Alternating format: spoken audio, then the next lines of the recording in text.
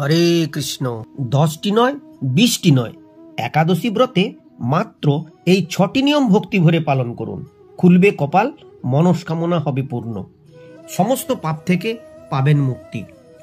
প্রত্যেকটি নিয়ম গুরুত্বপূর্ণ, তবে শেষেরটি অত্যন্ত সহজ কিন্তু তাৎপর্যপূর্ণ। প্রথম থেকে শেষ পর্যন্ত খুব মনোযোগ সহকারে শ্রবণ করুন।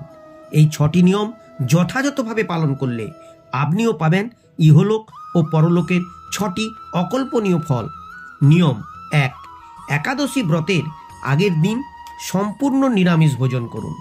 সায়ং সন্ধ্যায় তুলসী তলায় ভগবান শ্রীকৃষ্ণের কাছে ধূপ জ্বালিয়ে ঘৃত প্রদীপ নিবেদন করে শুদ্ধ চিত্তে পূর্ণ ভক্তি সহকারে ব্রতের সংকল্প মন্ত্র পাঠ করুন এবং আপনার মনকে ব্রতের জন্য উৎসর্গ করুন।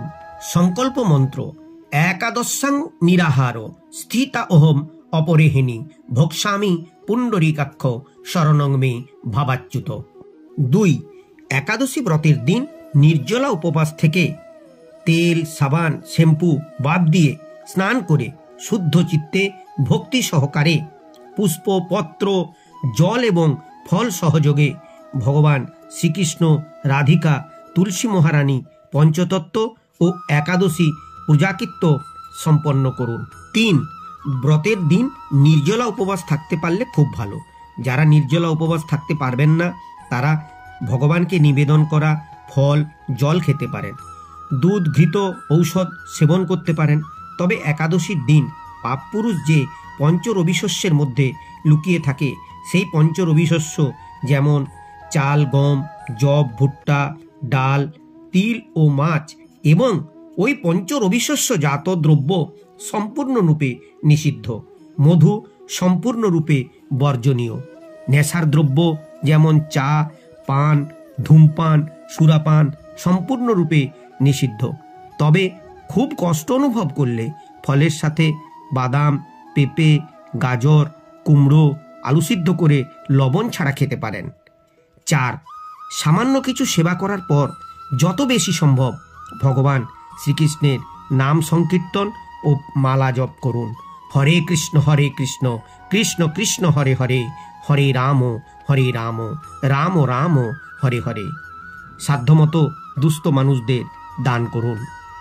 নিয়ম 5, সন্ধ্যাকালে তুলসী তলায় ভগবান শ্রীকৃষ্ণের কাছে ধূপ জ্বালিয়ে প্রদীপ দান করে একাদশী মাহাত্ম্য অবশ্যই শ্রবণ করুন, পারলে পাঠ করুন এবং শ্রীকৃষ্ণের মুখনিঃসৃত বাণী গীতা শ্রবণ করুন, পারলে পাঠ করুন। সব থেকে তাৎপর্যপূর্ণ অথচ সহজ নিয়মটি হল একাদশী ব্রতের পরের দিন ব্রহ্ম মুহূর্তে স্নান করে পারণের সঠিক সময়ে ভগবান শ্রীকৃষ্ণের কাছে ধূপ জ্বালিয়ে প্রদীপ নিবেদন করে শুদ্ধ চিত্তে পূর্ণ ভক্তি সহকারে পুষ্প, পত্র, জল এবং ফল যোগে পারণের মন্ত্র পাঠ করুন। পারণের মন্ত্র: অজ্ঞান তিমিরান্ধস্য ব্রতে নানেন কেশব প্রসিদ সুমুখ নাথ জ্ঞান দৃষ্টি প্রদো ভব। এইভাবে পূজাকৃত্য সমাপন করুন। এই দিনও কিন্তু নিরামিষ ভোজন অবশ্যই করবেন। এইভাবে ব্রত পালন করলে আপনি অকল্পনীয় 6টি ফল লাভ করবেন। 1, আপনি সর্বপ্রকার অভিশাপ থেকে মুক্ত হবেন। 2, ভগবান শ্রীরামচন্দ্র যেমন একাদশী ব্রত পালন করে লঙ্কা জয়, সীতা উদ্ধার ও পুনরায় রাজসিংহাসনে অভিষিক্ত হয়েছিলেন, আপনিও সেইরূপ সর্বক্ষেত্রে বিজয়ী হবেন। 3, ইহলোকের সমস্ত পাপ মুক্ত হবেন। 4, নরক যন্ত্রণা থেকে মুক্তি পাবেন ও স্বর্গধাম প্রাপ্ত হবেন। 5, পূর্বপুরুষদের নরক যন্ত্রণা থেকে মুক্ত করতে পারবেন।